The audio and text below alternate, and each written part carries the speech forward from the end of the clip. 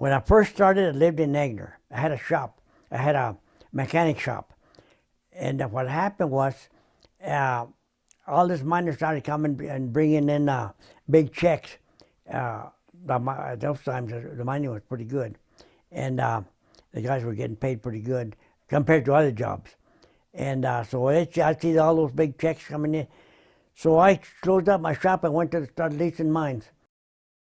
I started mining in 60 to about 70, to 1970.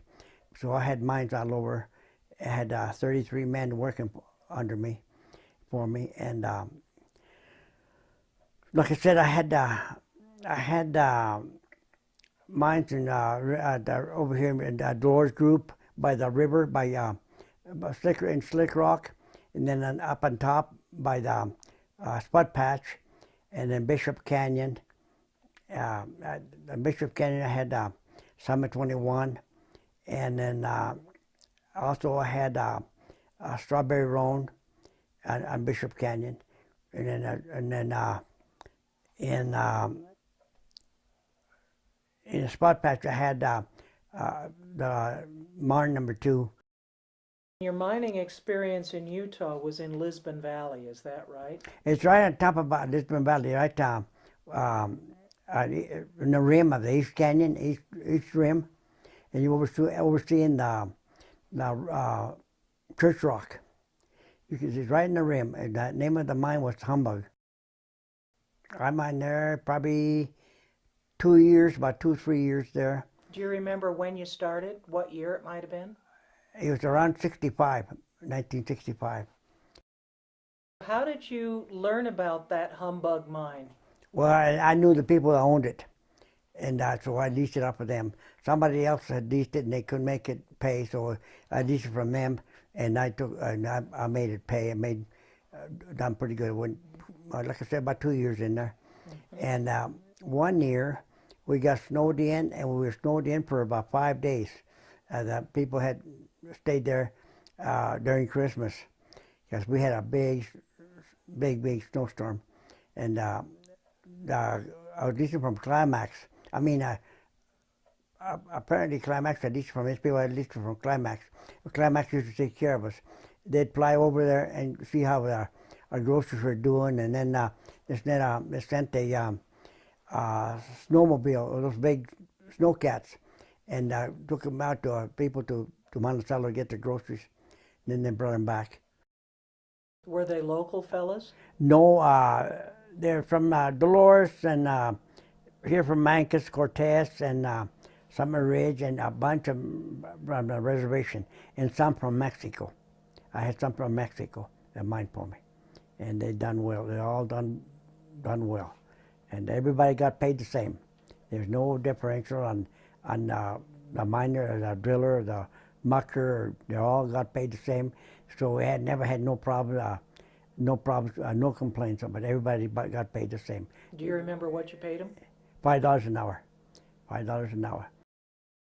When you were working on the Humbug, and you had a camp for your workers, you stayed in that camp as well? Sometimes I did. Yeah. Yes, I did. And yes. Did you work year round? Yes, year round. And then, like I said, in some places, 2 shifts. 2 shifts some places. And but we would blast and then go hunting. And because around that area where we lived, way out in the sticks, there was no game wardens or nothing came around. So we had some deer, pretty regular. We had and at one time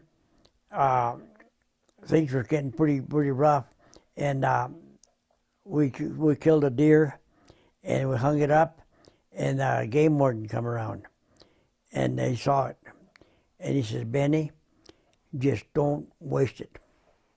Just don't waste it."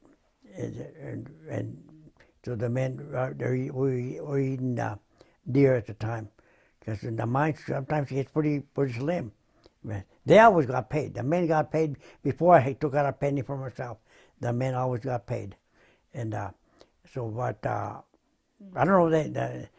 The miners like that deer. They like the deer and they like their beer. But so Did you actually all go underground and mine as yes, well? I did. I done most of the geology work, and when there's a man missing, I would take his place. But on the mucking, they wouldn't let me muck because they want the muckers to get in there and get with it. You And, were too slow? too slow, I guess, for them. So they said, no, you go do something else. We'll take care of it. They wouldn't let me. But anything else, I done the hoisting, I done the geology work, and once in a while I'd go in and help and muck. But they, like I say, they didn't want me to muck, and I could drill. I drill okay. And like I said, I've done most of all the geology work, and in the mines that I mined. In some places, some miners had quit, they give up. So I'd lease that mine. I'd go in there and look it over, and for done geology work on it. If it would pay, if he looked like he was going to pay, I'd go ahead and lease that mine. Or somebody else had been in there, and had given up, and I'd buy their equipment and everything. So and that's how come I kept buying people out, and they're mining. They'd give up and either went to work for me or went to work for somebody else instead of mining on their own. How did you learn the geology part of it? Just by just going in studying the mines. I didn't have no schooling. And I read books on it on mining, but there's no written book on uranium. There was nothing you could go in there and uranium. Now gold, different minerals you did, but not in uranium. And but once you get in there, you learned. You study it and learn it. Can you describe for me inside the mine what the ore body looked like? Well, it depends on sometimes the uranium on the brushy basin, and it doesn't run like in a chin wrap. The chin wrap is mostly level. On the brushy basin, and it just goes up and down. It goes up and down. And sometimes you got big ore, sometimes you go down. But if that ore starts going up, usually it would come down and create a big pocket on the other side. So a lot of people quit when the ore when they're not ore on the top. Most of the time, if the ore went down on the bottom, most of the time, that was the end of it. But if the ore kind of went up to the top, it started climbing, little up there. Most of the time, that it figured on the other side. So I would long hole. I drilled long 100 foot on the face, so and done to check the ore behind there, and that's how come we done better than most of the little guys because I had the equipment to do it with. So on gym number 2, we drilled one day, and the whole face next morning, that whole face was ore. And we drilled one round, and that was it. It ran out. One round, so I would put on the 6 feet, and then that was the end of it. We drilled every long holes, nothing.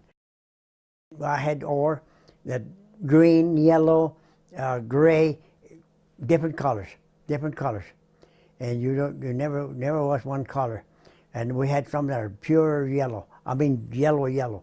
And some that was black. Which when you had vanadium, usually it was black or real dark. But I had one mine.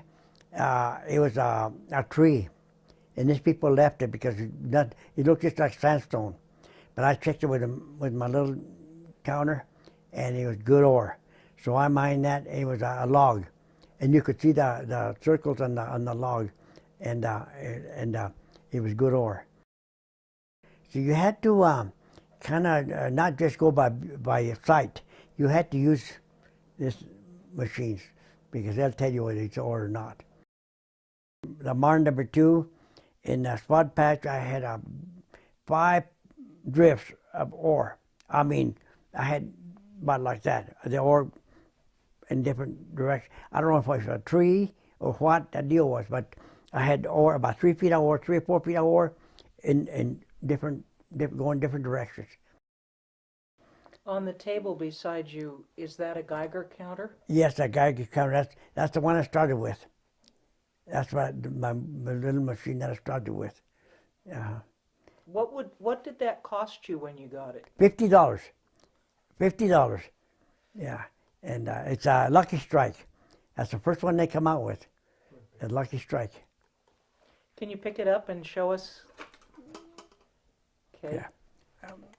And do you aim it at the ore body? How does it work? On this one here, you just carry it, and you had a chip. You had a chip over here that had a 1% ore. A chip that showed 1%, and that's how you tested. That's how you adjusted your machine here, and zero it or set it at 1%, and so that way you could also put a probe on this one here. You could put a probe on them. Did you run a probe down the drill hole? Yes, I did. This one here, no, this is not the one with a probe. I had another one that had a probe in it, and when I drilled, I had a drill rig, so I done my own ventilation holes, and this is where you put your probe, your phone. You can put a phone in here and listen to the dinging, because it takes quite a bit. Yeah. But it was interesting. Like I said, you just carry this around. When that thing started clicking, you could tell the needle will tell you what percent of ore you got, or what grade of ore you got. So I bought that Lucky Strike for $50. I still got it. That's 50-some years ago. Finally, the price of ore got so low that I could not afford to mine. It had to be $100 a ton, what you mined out in order to make it, because the expenses were so high.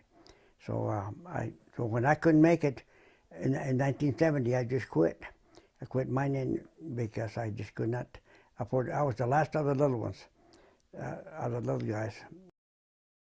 Oh, it was interesting. I just loved it, and mining is a very interesting job.